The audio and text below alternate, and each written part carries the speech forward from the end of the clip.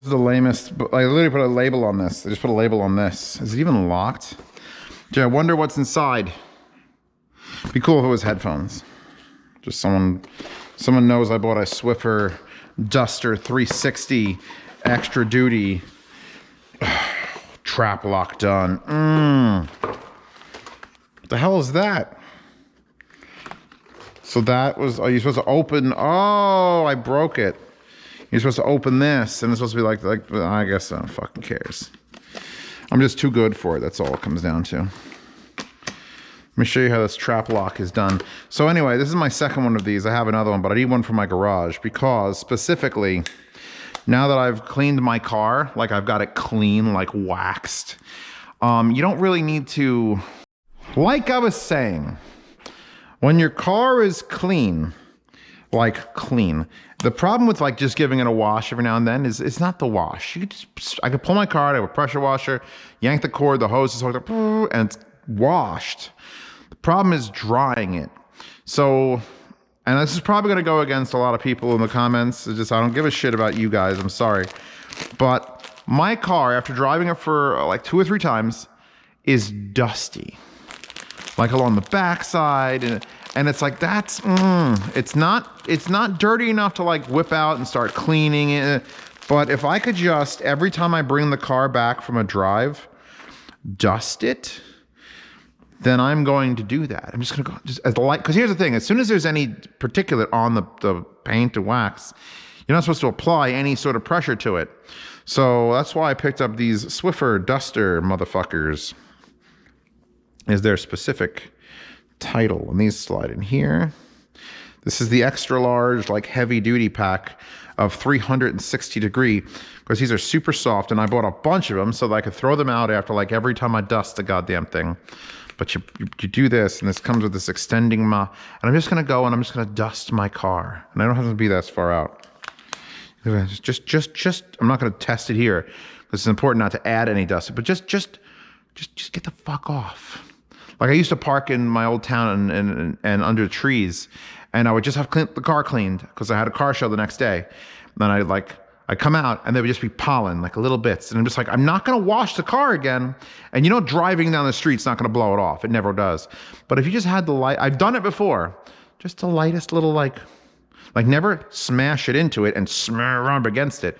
Just sort of like gently get the fuck off my car. So this specifically, this Swiffer fucking extreme trap Swiffer extended heavy duty with the 360 degree fluffy fluffs.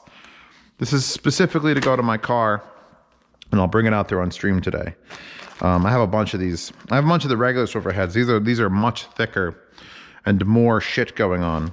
And you know, if I can clean my whole car with it twice, if I'm really, really disciplined about it, I could remember that it's like, I'll mark this side like A. In fact, let's do this on camera. Here we go. What's this, need a brown marker? I'm gonna write O on this. Here, watch this, you ready? I'm gonna write O. And on this side, I'm gonna write E. And you know what that's gonna be? That's so that I know on odd days of the week, odd days of the month, this side I want to see, and then I dust the car, and then on even day I dust the other side, and then I throw the fucking thing away. So now I know I don't fuck it up, because if I ever see the E and it's the fucking third, I fucked up and I'm putting dirt back on the car. It's just, there you go, a little bit of obsessive compulsiveness, but this is all of these things. So now I have a second one. Yeah, that's a small one. I still do the Hershey bar thing. Still opening the knee high. God damn it. This one's a real pain in the dick. Because it's not in a, what's it called, bottle. And it's not in the shopping bag. So it can't slide out. It's literally adhered.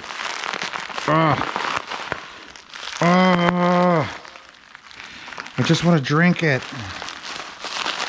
Okay, we're gonna leave that. That's now safe. Anyway, this, ifi sent me this, because I'm like, hey, ifi, send me things. And they're like, cool. And I'm like, cool.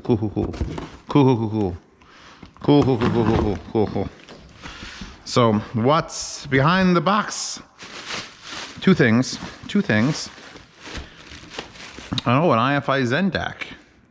Zen upgraded motherfuckers. Probably my most recommended item that I like ever in the history of Z reviews is that. And I'm pretty sure it's going to look exactly like a Zen DAC. Well, this one has a green light behind it, which makes more sense than the white light, I suppose. Literally, like, how much you have to spend? $130? You have $150. You have $200 to spend on a DAC amp combo. Just buy a Zen DAC. Just buy an ifi Zen DAC. Just why would you not buy this? Oh God. First of all, the knob is machined out of aluminum and it has flat sides. And it's a joy to turn. It's like creamy. Secondly, some people don't like the shape. Fuck you. You're an idiot. You're an idiot. I will call people that to their fucking face. The shape is very War of the Worlds. I mean, it's like futuristic and fancy, and some people can't handle it. The front's like tilted back. Balanced out, unbalanced out. True bass on and off. Power match for IEMs on and off.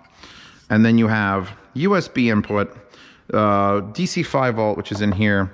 You have two RCA outputs to get to the DAC. You have you have a balanced output from the DAC using a 4.4, which is a special wire you have to go find a balanced output wire for that, for 4.4. Then you have the ability to change from fixed to variable. Fixed to variable. Knife, this is variable, over. Come in knife, come in variable, this is knife, over. Yeah, fixed and variable out of the RCAs, or balance. I mean, it's a perfect fucking desk stamp. It's perfect. And now they've upgraded it. I hope they haven't done any more MQA shit. But I think they've improved something along the lines of the noise floor.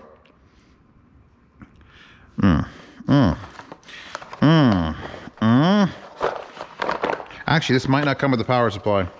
You know, it does not come with a power supply. Instead, it comes with a very nice 1/4" adapter, which is a very small end. RCA cables, which I have a ton of and never use, and they're really like super flexible and they're nice.